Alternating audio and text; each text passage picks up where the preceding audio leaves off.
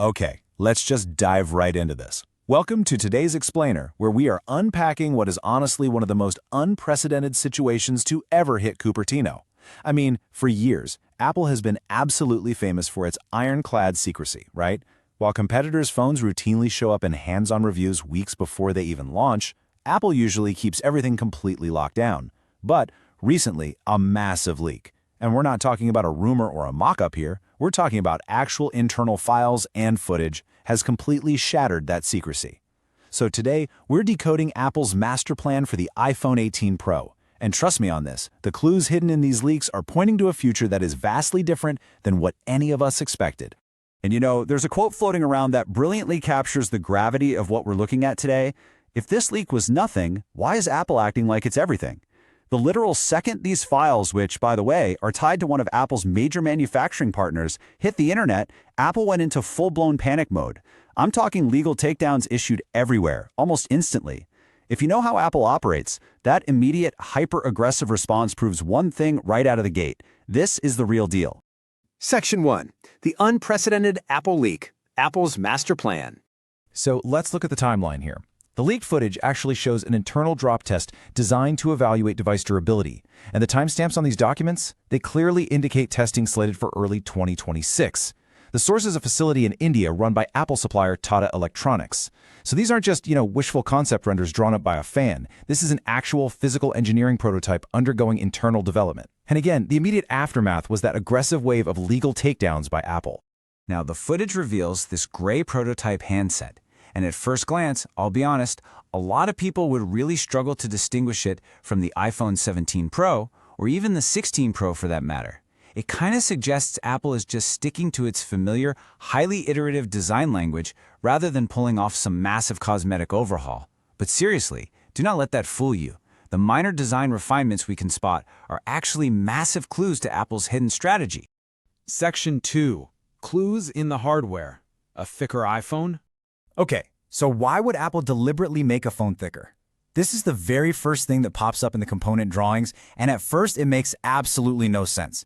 The whole industry trend, literally the golden rule of smartphones, is that they get thinner every single year. So when a leak shows the complete opposite happening, that is not an accident. That's a calculated decision. Apple is making space for something huge.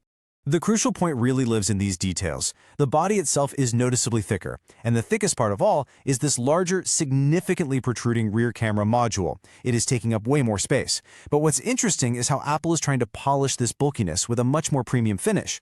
Notice how they've drastically reduced the gap between the rear glass and the camera housing, and there's this really seamless, consistent color match between the glass and the aluminum frame.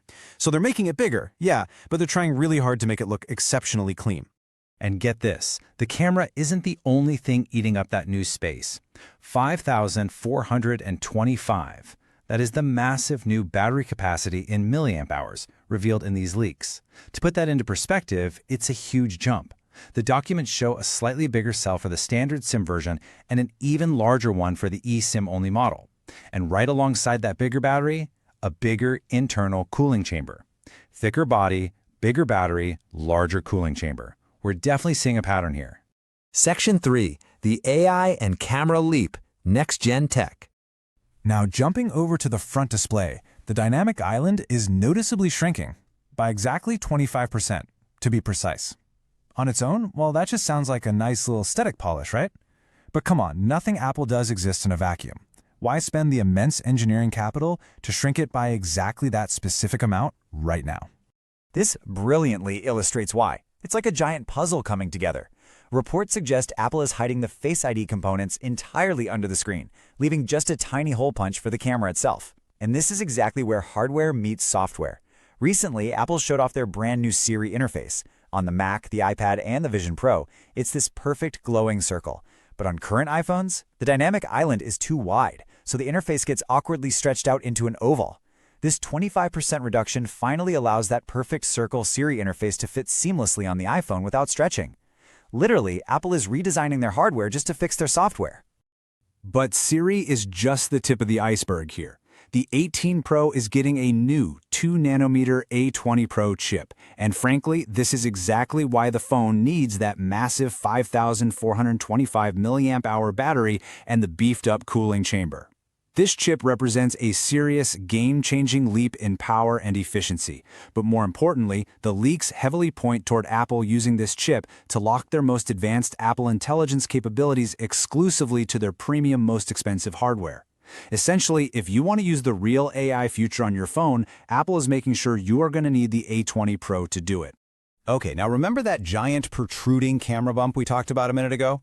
Well, here is what's hiding inside it, a variable aperture lens. And to be clear, this isn't some clever software trick. It's a physical, DSLR-style ring mechanism that controls exactly how much light hits the sensor. Apple is literally trying to fold a professional camera lens right into your pocket. And to pull this off, they are replacing their usual Sony sensors with a massive and very, very expensive new Samsung sensor. But here is where things get really weird. If you dig into the leaked iOS 27 code right now, the camera app looks incredibly basic. There are no new widgets, no advanced customization. Why? Because Apple is hiding the real app in plain sight. They have special, fully rebuilt versions of the iOS 27 camera app that are only running on internal 18 Pro hardware builds. The version of iOS 27 sitting in the standard code is deliberately incomplete. It's just waiting for this specific, powerful new variable aperture hardware to unlock it. But hold on, because where the plot completely twists is actually buried deep inside this exact same leak. Section 4. The secret foldable code. 2 phones? I want you to think about this exact line of code: fold, state, angle, degrees. This is a literal counter for multiple displays on a single phone. And on top of that, Apple dropped a developer note mentioning that apps should be built to dynamically resize as display sizes change. Guys, that means absolutely nothing on a phone with one fixed screen. The code is screaming the truth here. A foldable iPhone is real and it is in active development as we speak. And the leaked specs for this foldable? They're incredibly specific. It features short, widescreen proportions when it's opened up, making it act much closer to an iPad mini. Apple is also attempting a massive engineering flex here, creating an almost invisible crease, which obviously aims to fix the single biggest complaint about current foldables on the market. But here is the catch, and it's a big one. It only has 2 cameras, no telephoto lens, absolutely none of that massive variable aperture Samsung tech we just discussed. Apple purposefully chose extreme thinness and a seamless folding screen over advanced camera power for this particular device. Section 5. 2 futures, 1 price, Apple's choice.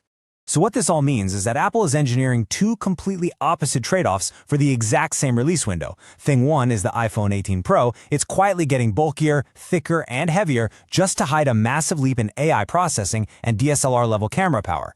Then you have thing 2, the foldable. It's quietly getting thinner, prioritizing an invisible crease in a folding screen, but at the direct cost of compromised standard cameras. These are 2 completely distinct visions for the future of the smartphone. But I'll tell you right now, neither of these futures is going to be cheap. Let's talk about the financial reality for a second. That crazy new Samsung variable aperture camera system we talked about for the 18 Pro, estimates put the added cost of that specific component at roughly 50% more than what Apple currently pays for their camera hardware.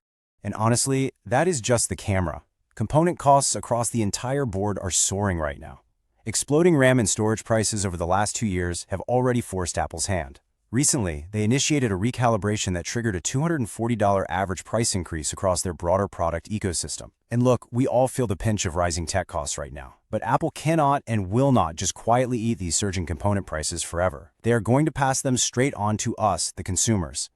Which brings us to the most uncomfortable number in this entire explainer: $1,200. Based on these skyrocketing component costs and the sheer amount of new tech crammed inside, estimates suggest the iPhone 18 Pro is going to start at a staggering $1,200. That is a massive $300 increase from its predecessor. It forces every single potential buyer to seriously sit down and question if an invisible under-display Face ID, a 2nm chip, and a variable aperture camera are truly enough to justify that kind of premium price tag. And that brings us to our final thought for today. When we look at the thick, wildly expensive camera-heavy 18 Pro on one side and the incredibly thin, camera-compromised foldable on the other, we have to ask ourselves, is Apple deliberately building 2 completely different versions of the future and simply letting those massive price tags decide which one actually survives? It's an absolutely fascinating strategy, and it's one that is going to cost all of us to find out. Thank you so much for joining me for this explainer. Keep your eyes peeled on those leaks, and I will see you next time.